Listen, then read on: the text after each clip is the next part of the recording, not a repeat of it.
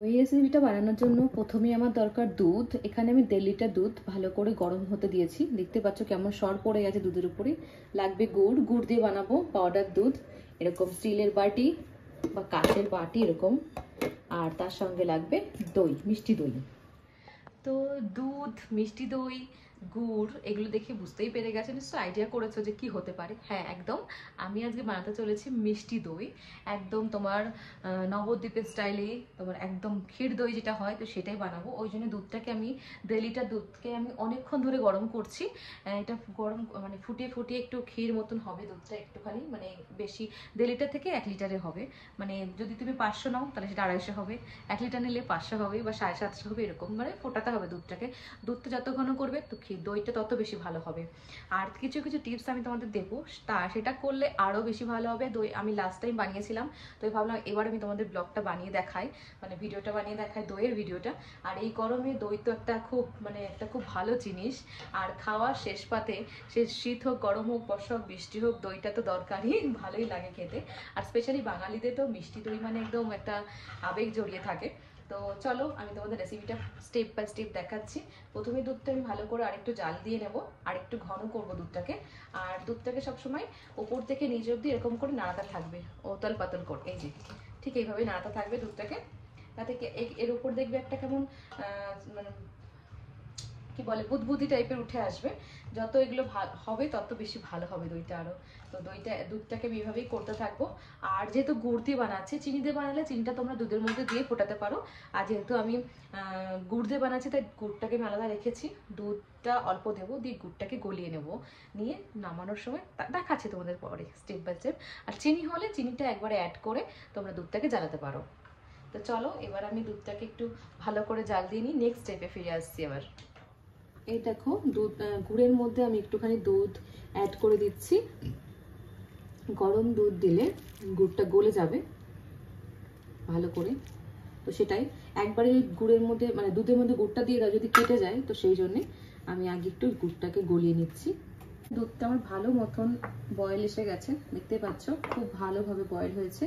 এইবার আমি চলে আসি নেক্সট স্টেপে। আমি এখানে অ্যাড করব 2-3 চামচ পাউডার দুধ। পাউডার দুধটা অ্যাড করে দিলাম, এটা একটু টেস্টের জন্য, টেস্ট ভালো আসবে। উপকরণগুলো আমি ভালো করে একবারে মিশিয়ে দিচ্ছি। আর এদিকে আমার গুড়টাকে আমি গুলিয়ে নিয়েছি। আর আমি এটা কিন্তু খেজুরের গুড় দিয়ে করছি, খেজুরের যে পাটালি বলে, তো পাটালি গুড় দিয়ে বানাচ্ছি। কলকাতা থেকে প্রচুর নিয়ে এসেছিলাম, মানে প্রচুর মানে 1 কেজি 1.5 কেজি নিয়ে এসেছিলাম, তো সেটা দিয়ে আমি এখন গুড়টা বানাচ্ছি। তো ভালো করে মিশিয়ে দিচ্ছি এটা।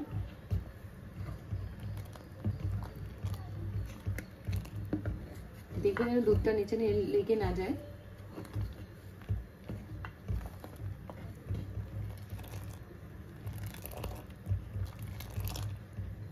চলো আমি গ্যাসটা বন্ধ করে দিই।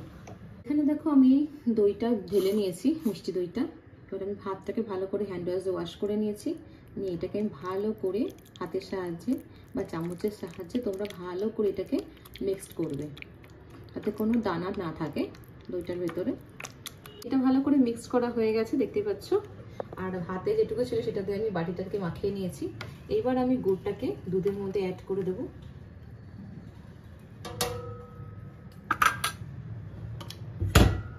অ্যাড করে দিচ্ছি গুড়টাকে।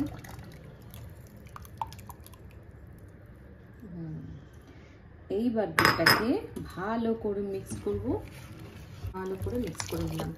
নিয়ে এবার যতক্ষণ না এটা ঠান্ডা হচ্ছে, মানে তুমি হাতটা দিতে পারছো, আঙুলটা এরকম ঠান্ডা হতে হবে, খুব ঠান্ডা নয় আবার খুব গরমও থাকবে না, মিডিয়াম থাকবে, যাতে উষ্ণ গরম যেটা বলে সেটা থাকবে।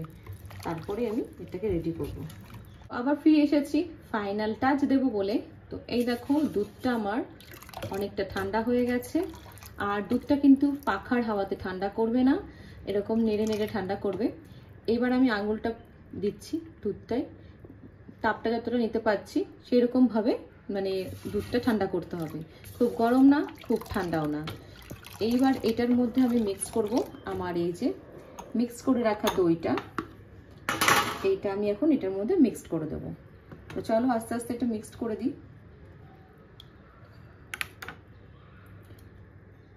এবার এটাকে তোমরা ডাল ঘুটনির সাহায্যে ভালো করে এর মধ্যে দিয়ে ঘোটাতে পারো, অথবা আটা দিয়ে ভালো করে নাড়তে হবে, খুব ভালো করে নাড়তে হবে, ফেনা যাতে উঠে যায় দুধের উপরে, সেরকমভাবে এটা নাড়তে হবে। আর দুধটা মেন দেখে নেবে যেন খুব গরম না থাকে, খুব গরম থাকলে কিন্তু দই দিলেই দইটা ছানা ছানা টাইপের কেটে যাবে। তাই দুধটা দেখাটা খুব ইম্পর্টেন্ট, যেন খুব ঠান্ডা না, খুব গরম না, উষ্ণ গরম। বাচ্চাদের যেমন দুধ খাওয়াও উষ্ণ উষ্ণ গরম, ঠিক সেরকম। তো এইভাবে ভালো করে নেড়ে চেড়ে নিচ্ছি দুধটাকে।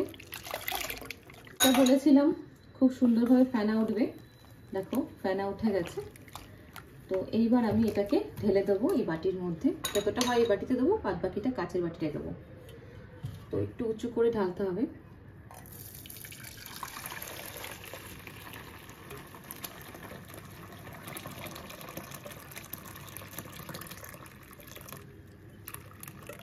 এখানে আমি একটা চাদর পেতে রেখেছি, দেখতে পাচ্ছ চাদরটা 4 ভাঁজ করে নিয়েছি। আর এই যে লাস্ট ভাঁজটা এইভাবে দেব, দিয়ে আমি এবার এই দইয়ের বাটিটা এর মধ্যে বসিয়ে দেবো, দিয়ে ভালো করে র্যাপিং করবো।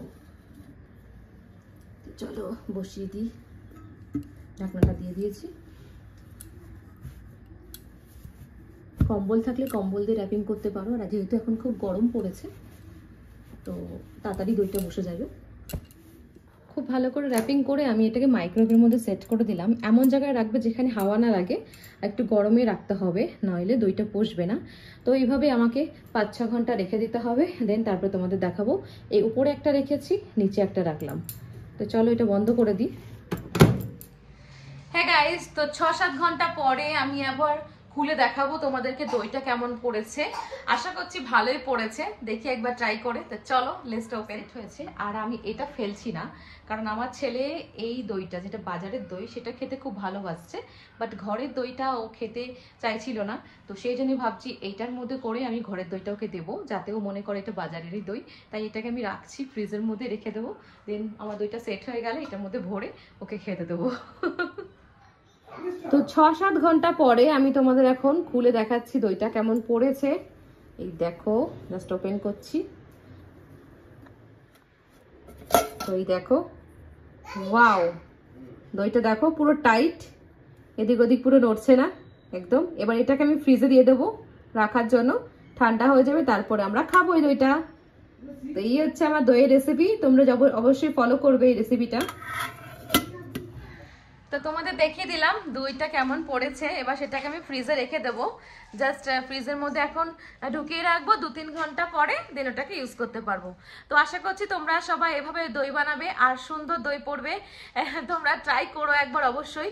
আমি এরকমভাবে ট্রাই করছি এখন বাড়িতে, খুব ভালো দই পড়ছে। এর আগের দিনও বানিয়েছি, তো ভাবলাম এই দিনের ব্লগটা বানাই। আগের দিন বানানো হয়নি, তাই ভাবছি এই দিনের ব্লগটা বানাবো বলেই আজকে তোমাদের দেখাবো বলেই ডুগু ঘুমিয়ে যাওয়ার পরে আমি দইটা বানানো শুরু করেছিলাম। তো যাই হোক, তো চলো আমি ভিডিওটাকে এখানে শেষ করছি। আর তোমাদের যদি আমাদের এই ভিডিওটা ভালো লেগে থাকে, ভিডিওটাকে লাইক আর শেয়ার করো, চ্যানেলটাকে সাবস্ক্রাইব করো। আবার দেখা হবে তোমাদের সঙ্গে নতুন ভিডিওতে। খুব ভালো থেকো, সেফ থেকো।